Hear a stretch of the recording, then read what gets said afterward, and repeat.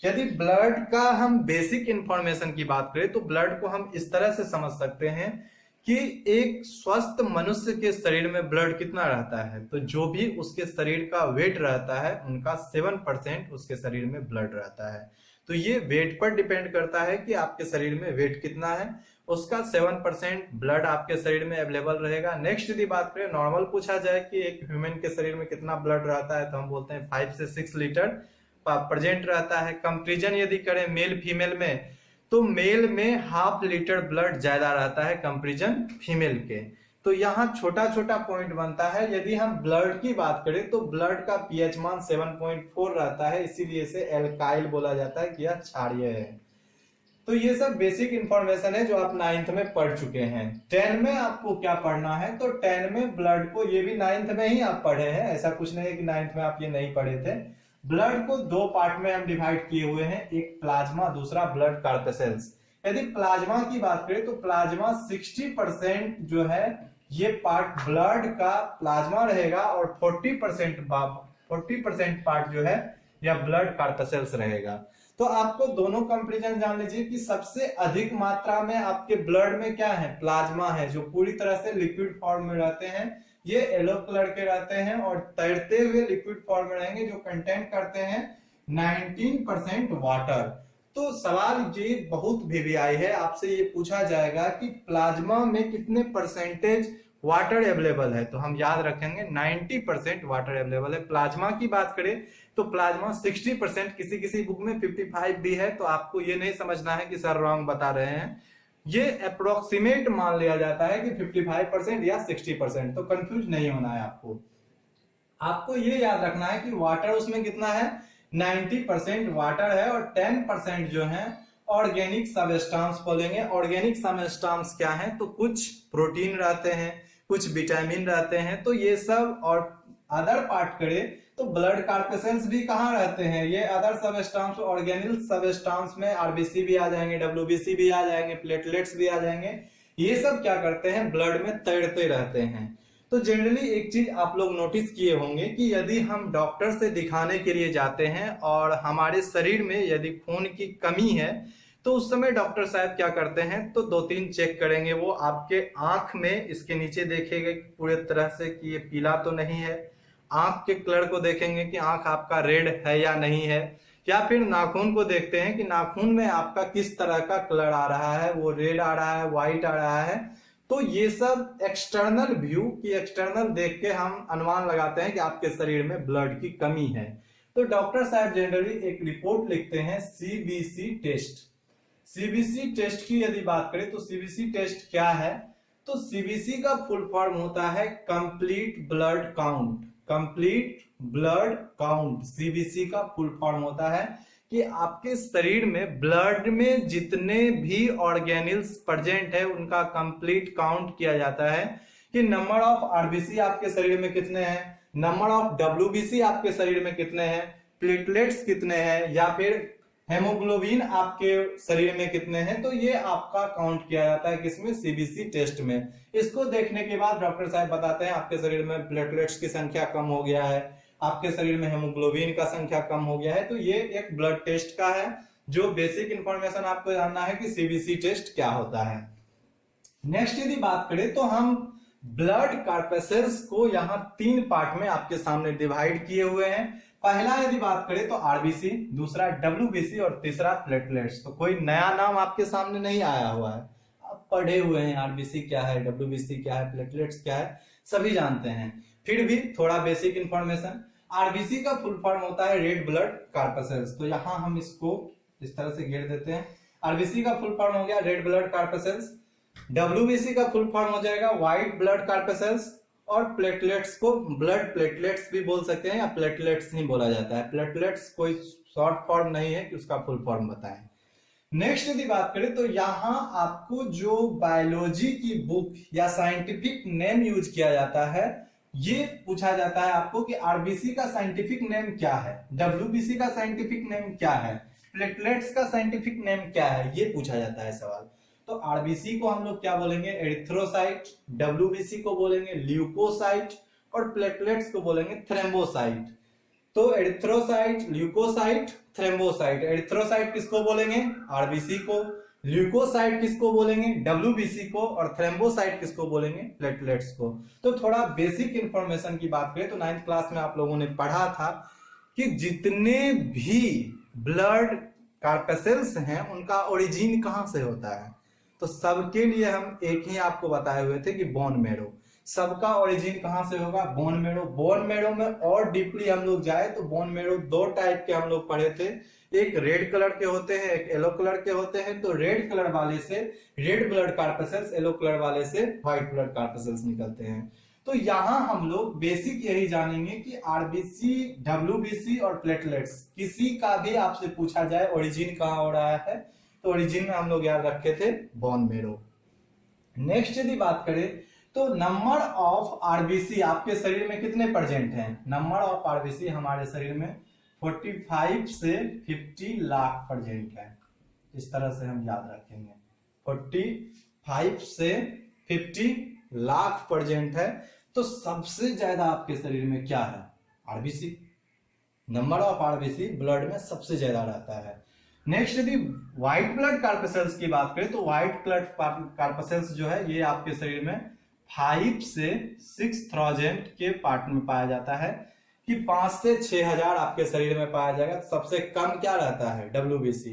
WBC का हम लोगों ने 9th क्लास में ही पढ़ा था कि इनका साइज फिक्स नहीं होता है, ये हमेशा अमीबा के शेप के रहते हैं और साइज बदलते हुए रहते हैं। लेकिन यदि आरबीसी की बात करें तो आरबीसी का साइज फिक्स होता है। प्लेटलेट्स की बात करें तो प्लेटलेट्स हमारे शरीर में कितने होते हैं? इसको हम याद रखेंगे 2 से 5 लाख, जो कि डॉक्टर साहब प्लेटलेट्स की कमी के कारण क्या बोलते हैं? डेंगू हो गया है। तो यहां नंबर ऑफ प्लेटलेट्स जाने। सिंपल एक सवाल और 9th क्लास में हम आपको पढ़ाए थे कि आरबीसी जो होते हैं ये जब आप सिंस एम्ब्रायोनिक स्टेज, जिस समय माँ के पेट में बच्चा रहता है उस समय तो कंप्लीट बोन मैरो बन नहीं जाता है। तो उस समय ओरिजिन कहां से होगा आरबीसी का? तो उस समय हम लोग याद रखे थे लिवर या फिर स्प्लेन बोलेंगे पिल्हा को। तो लिवर या स्प्लेन से ओरिजिन होगा। आरबीसी का डेड कहां जाके, वो मरते कहां हैं?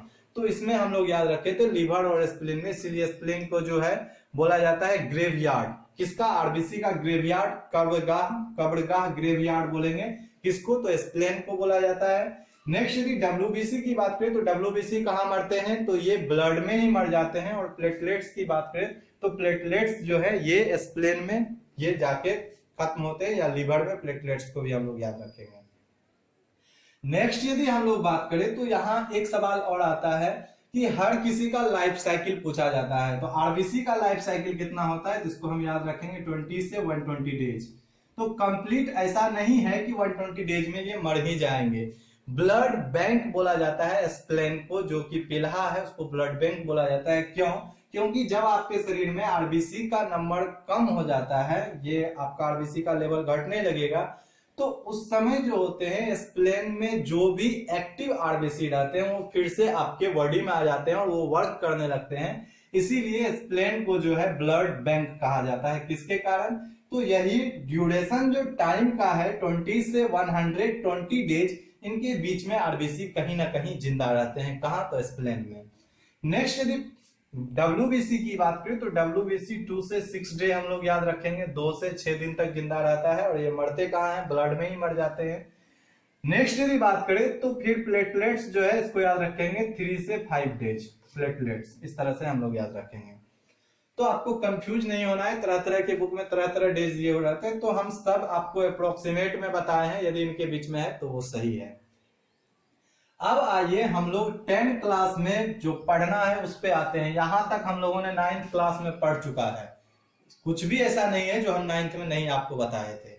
आज हम चल रहे हैं आपको 10 में क्या क्या पढ़ना है। 10 क्लास में यदि बात करें तो हम लोगों ने रिस्पिरेशन को समझा था। रिस्पिरेशन में क्या समझा था कि लंग्स में यूनिट को अल्वियोली बोला जाता है, और अल्वियोली में हेमोग्लोबिन क्या करते हैं? ऑक्सीजन से मिलने के बाद ऑक्सी हेमोग्लोबिन बनाते हैं, और ऑक्सी हेमोग्लोबिन के कारण ब्लड का रंग क्या होते हैं? वो पूरी तरह से रेड हो जाते हैं। तो किसके कारण? तो ग्लोबिन जो है वो आपके शरीर में ब्लड को रेड कलर प्रोवाइड करता है। तो यहां हम याद रखेंगे import red colour to the blood. किसके कारण? तो ऑक्सी हेमोग्लोबिन के कारण। नेक्स्ट यदि बात करें तो कैरीज रिस्पेक्ट गैस क्या रहते हैं, तो O2 और CO2। तो ये कैरी भी करते हैं किसको, गैसेस को, ऑक्सीजन और कार्बन डाइऑक्साइड को। कौन, तो ऑक्सी हेमोग्लोबिन। तो यहाँ आपको यूज पूछा जाएगा कि ब्लड में ऑक्सी हेमोग्लोबिन का यूज क्या है, तो ये गैसेस एक्सचेंज करते हैं ऑक्सीजन और कार्बन डाइऑक्साइड को ड्यूरिंग रिस्पिरेशन। नेक्स्ट यदि बात करें तो ड्यूरिंग रिस्पिरेशन में ही हम लोग पढ़ेंगे कि ऑक्सी हेमोग्लोबिन आपके ब्लड को क्या करते हैं, कलर प्रोवाइड करते हैं, किस तरह के, रेड कलर के। नेक्स्ट यदि बात करें तो यहाँ एक और बेसिक इंफॉर्मेशन 9th क्लास का आपका बनता था कि न्यूक्लियस किस किस में प्रेजेंट है, तो सिर्फ एक में WBC में न्यूक्लियस प्रेजेंट है, बाकी किसी में न्यूक्लियस नहीं है, ना ही RBC में है, ना ही प्लेटलेट्स में है। एक्सेप्शन में हम लोग पढ़े थे केमल और लामा कि जिसमें कि ये न्यूक्लियस प्रेजेंट है, RBC में 2 पढ़े थे, केमल और लामा। लेकिन यदि जनरली आपसे पूछा जाए तो न्यूक्लियस सिर्फ और सिर्फ WBC में प्रेजेंट है, ना ही प्लेटलेट्स में है, ना ही RBC में है। तो RBC का यूज आप लोग समझ लिए। नेक्स्ट हम WBC पर चलते हैं। तो WBC को ही आपको डिटेल में पढ़ना है। WBC को डिटेल में सिर्फ एक पढ़ना है, लेकिन आप पढ़ रहे हैं तो पूरी जानकारी रखना जरूरी है। सिर्फ जानकारी रखना है ऐसा नहीं है, यदि आप एक्सप्लेन भी कर देते हैं तो और अच्छी बात है। यदि हम बात करें तो ल्यूकोसाइट को हम 2 पार्ट में डिवाइड किए हुए हैं आपके सामने। किसके कारण, तो ग्रेन्यूल के प्रेजेंट के कारण, सिर्फ ग्रेन्यूल याद रखेंगे। ग्रेन्यूल क्या होते हैं, एक प्रोटीन है जो कि WBC में प्रेजेंट होते हैं। तो जिसमें ग्रेन्यूल प्रेजेंट है उनको बोलेंगे ग्रेन्यूलोसाइट, और जिसमें ग्रेन्यूल अब्सेंट है उनको बोलेंगे एग्रेन्यूलोसाइट। तो ग्रेन्यूलोसाइट, एग्रेन्यूलोसाइट आप लोग समझ गए कि जिसमें ग्रेन्यूल प्रेजेंट है उसको बोलेंगे ग्रेन्यूलोसाइट, और जिसमें ग्रेन्यूल प्रेजेंट नहीं है उनको बोलेंगे एग्रेन्यूलोसाइट। तो ग्रेन्यूलोसाइट को यदि हम बात करें तो यहाँ 3 पार्ट में, यहाँ 3 पार्ट नहीं है, ये एग्जांपल है कि किस किस तरह के ये ग्रेन्यूलोसाइट प्रेजेंट रहते हैं। तो पहला न्यूट्रोफिल हो जाएंगे, एसनोफिल हो जाएंगे, उसके बाद बेसोफिल।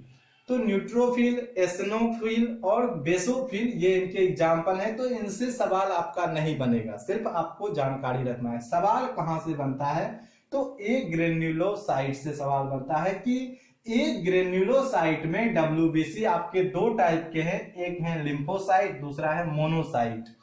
लिम्फोसाइट क्या करते हैं, तो लिम्फोसाइट आपके शरीर में एंटीबॉडी को बनाते हैं। RBC आपके शरीर में एंटीजन बनाते हैं, लेकिन WBC आपके शरीर में क्या बनाएंगे, एंटीबॉडी। एंटीजन क्या होते हैं, तो ग्लाइकोप्रोटीन एक एंटीजन है जिनके कारण ब्लड ग्रुप को डिवाइड करते हैं। लेकिन यदि WBC की बात करें तो WBC में लिम्फोसाइट क्या करते हैं, तो लिम्फोसाइट आपके शरीर में एंटीबॉडी बनाते हैं, और एंटीबॉडी के कारण जो भी बैक्टीरिया, वायरल या अदर कोई हम सबस्टांस को लेते हैं तो उससे ये लड़ते हैं और आपके शरीर में इम्यून सिस्टम को डेवलप करता है, जिसको कि बोल सकते हैं रोग प्रतिरोधक क्षमता। आपके शरीर में किसी भी बीमारी से लड़ने के लिए इम्यून सिस्टम को डेवलप कौन करता है, तो लिम्फोसाइट। और लिम्फोसाइट को हमको थोड़ा डिटेल से पढ़ना है इस 10th क्लास में। मोनोसाइट की बात करें तो मोनोसाइट आपके शरीर में क्या करते हैं, तो कहीं आपके शरीर का यदि ऑर्गन कट जाता है या आपके शरीर में कोई घाव हो जाता है तो उस टर्म ऑफ कंडीशन में शरीर के कटे हुए अंग को भरने का काम कौन करते हैं, तो वो मोनोसाइट करते हैं कि वो नए टिश्यू बनाएंगे, और नए टिश्यू बना के आपके शरीर के जो भी जर्म आपके शरीर में उसको भरने का काम करेगा मोनोसाइट। लिम्फोसाइट क्या करते हैं, तो एंटीबॉडी बनाते हैं, और एंटीबॉडी बनाने के कारण आपके शरीर में इम्यून सिस्टम को डेवलप करते हैं। किससे, तो डिजीज से लड़ने की आपको क्षमता देता है। तो यही प्रोसेस है, सबसे ज्यादा VVI आपका यह है, इसको आपको ध्यान में रखना है, एक ग्रेन्युलोसाइट। नेक्स्ट यदि बात करें तो हम आपके सामने थ्रोम्बोसाइट को बताने जा रहे हैं, जिसे कि प्लेटलेट्स बोलेंगे। तो प्लेटलेट्स के कमी के कारण क्या होते हैं, तो डेंगू। याद रखिए, डेंगू को एक और नाम से जाना जाता है हड्डी तोड़ बुखार। इसे बोल सकते हैं हम कि ब्रोकन ऑफ बोन, की हड्डी तोड़ बुखार बोलेंगे। नेक्स्ट यदि बात करें तो यहाँ इनके प्रोसेस को थोड़ा याद कर लीजिएगा, मेहनत लगेगा लेकिन याद कर लेना है कि ब्लड किस तरह से क्लोटिंग होते हैं। सिंपल आप याद कीजिए, जिस समय हम आपको डाइजेस्टिव सिस्टम बता रहे थे, डाइजेस्टिव सिस्टम में बताए थे कि शरीर का सबसे बड़ा ऑर्गन कौन सा होता है, लीवर। और लीवर में हम आपको बताए हुए थे कि लीवर में प्रोटीन बनते हैं। कौन कौन प्रोटीन थे, तो दो प्रोटीन आपको याद रखना है, एक हेपेरिन और दूसरा यहां आपको दिए दिए हैं हम फाइब्रिनोजेन। फाइब्रिनोजेन प्रोटीन बनते हैं। एक हेपेरिन के कारण क्या होते हैं, आपके शरीर में ब्लड का थक्का नहीं बनता है, ब्लड हमारे शरीर के अंदर वेन या आर्टरी में मूव करते रहते हैं। किस प्रोटीन के कारण, तो हेपेरिन, हेपेरिन के कारण। और यहाँ फाइब्रिनोजेन, फाइब्रिनोजेन प्रोटीन के कारण क्या होते हैं, तो इसके कारण ब्लड का थक्का बनता है, ब्लड कोलेक्ट होते हैं। तो ब्लड कोलेक्टिंग की बात करें तो ब्लड कोलेक्टिंग में हम प्रोसेस यही जानेंगे कि थ्रोम्बोप्लास्टिन, थ्रोम्बोप्लास्टिन प्रोटीन है जो कि प्रोथ्रोम्बिन और कैल्शियम से मिलकर Ca++ कैल्शियम का सिंबल होता है। तो प्रोसेस थोड़ा 2-3 बार बोलेंगे हमको याद हो जाएगा।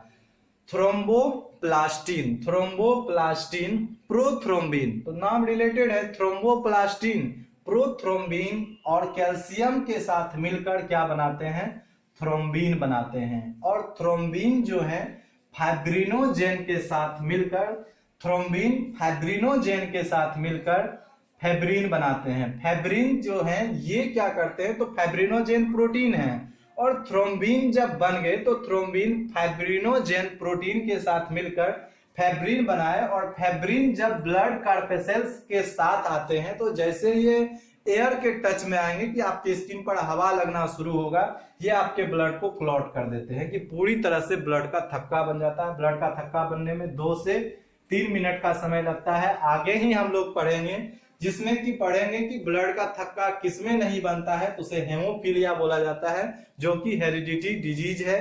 तो उसको हम लोग जेनेटिक्स टॉपिक में पढ़ेंगे। यहाँ आपको याद रखना है कि ब्लड का थक्का कितने देर में जम जाता है, 2 से 3 मिनट में। तो प्रोसेस यही है, थ्रोम्बोप्लास्टिन प्रोथ्रोम्बिन कैल्शियम के साथ मिलकर थ्रोम्बिन बनाएंगे और थ्रोम्बिन फाइब्रिनोजेन प्रोटीन के साथ मिलकर फाइब्रिन बनाएंगे। और फाइब्रिन जैसे ही ब्लड कार्पेसेल्स के टच में आते हैं, एक नेटवर्क वहां बना देते हैं, जाल बना देते हैं आपके स्किन में, ताकि ब्लड आपके शरीर से बाहर नहीं जाए। नेक्स्ट हमको इस तरह से भी याद रखना है कि विटामिन के आपके शरीर में ब्लड कोलेक्टिंग के लिए रिस्पॉन्सिबल होते हैं। तो विटामिन के का ओरिजिन कहां से होता है, तो वो भी लीवर से ही होता है। तो एक और वीडियो हम आपको प्रोवाइड करेंगे किसमें, ब्लड सर्कुलेटरी सिस्टम में, कि जिसमें हम लिम्फ को पढ़ेंगे कि लिम्फ का सर्कुलेशन किस तरह से होते हैं, ये हार्ट की ओर होते हैं। तो इसको एक वीडियो और सेपरेट प्रोवाइड करेंगे जिसमें हम लिम्फोसाइट को स्पेशल समझेंगे। तो आशा और विश्वास है कि इस वीडियो को आप समझ चुके होंगे। एक बार और देखिएगा, 2 से 3 बार यदि आप देख लेते हैं तो कंफर्म है आपको याद ही हो जाएगा, क्योंकि इसमें अधिकतर हम 60-70% बोलते हैं आपको पढ़ा हुआ है, 9th क्लास में आप लोगों ने ये पढ़ा है। तो सिर्फ आप एक बार वीडियो को देख लीजिए। Thanks for watching this video.